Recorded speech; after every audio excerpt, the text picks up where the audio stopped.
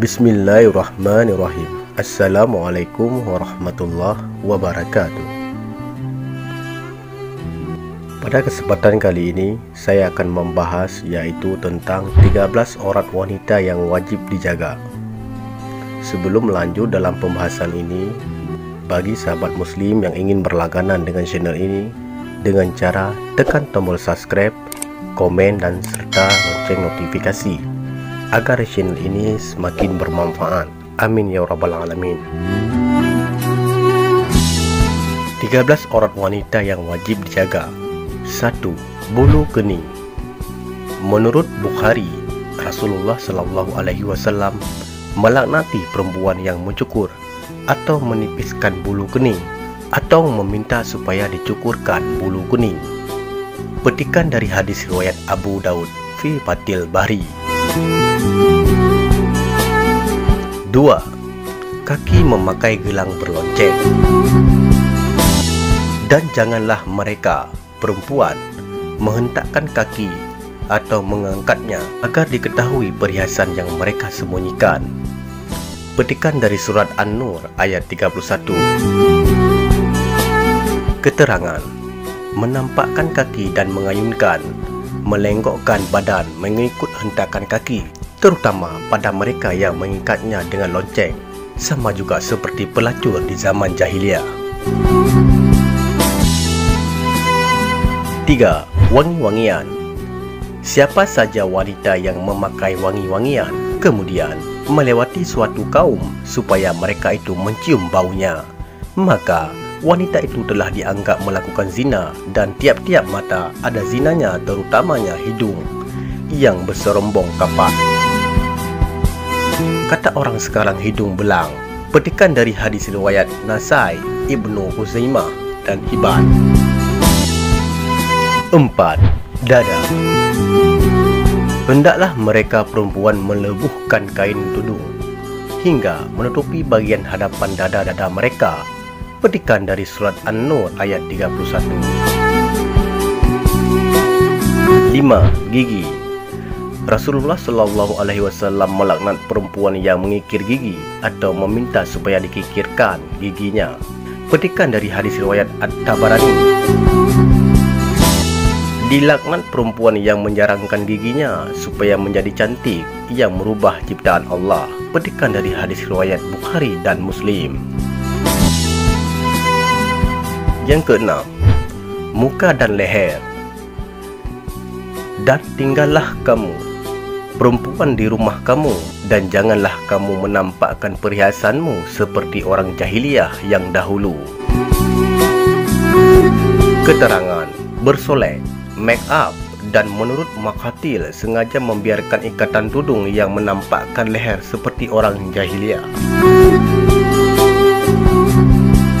7. Muka dan tangan.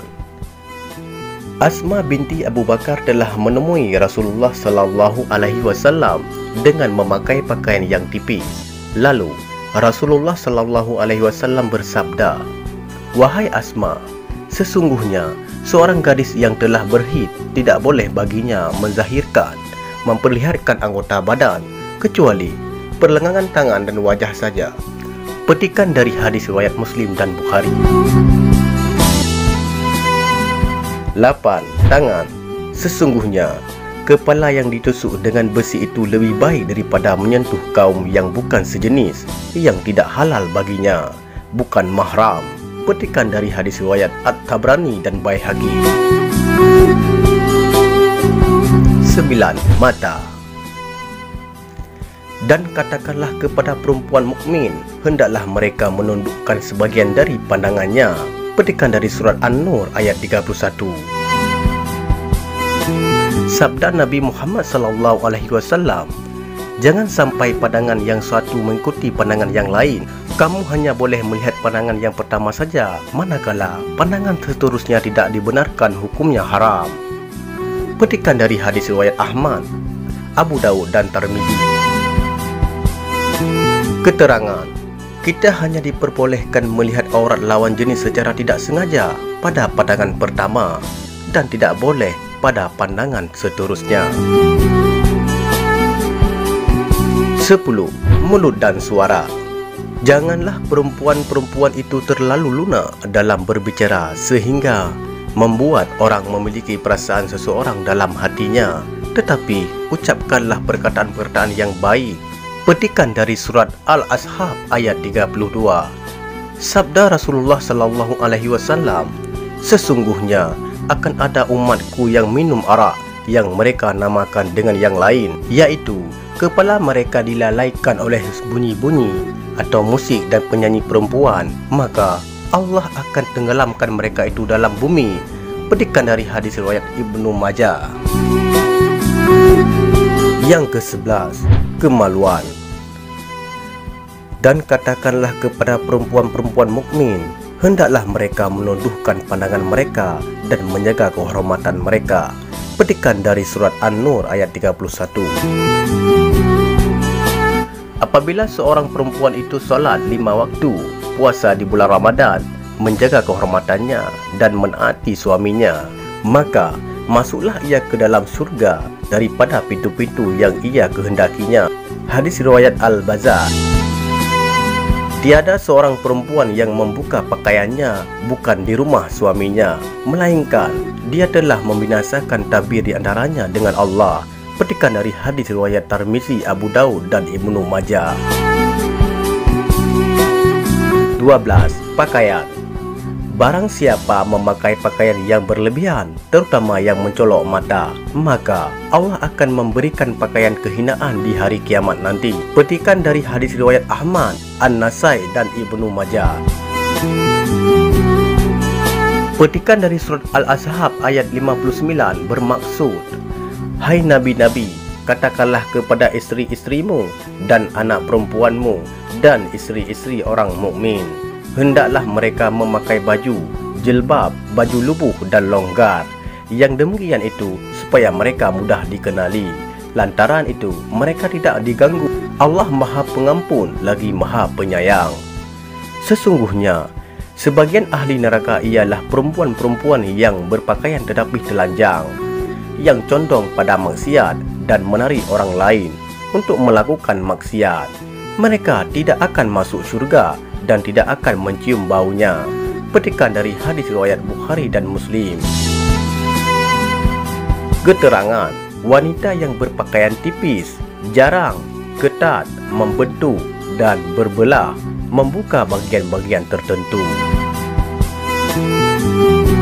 13. Rambut.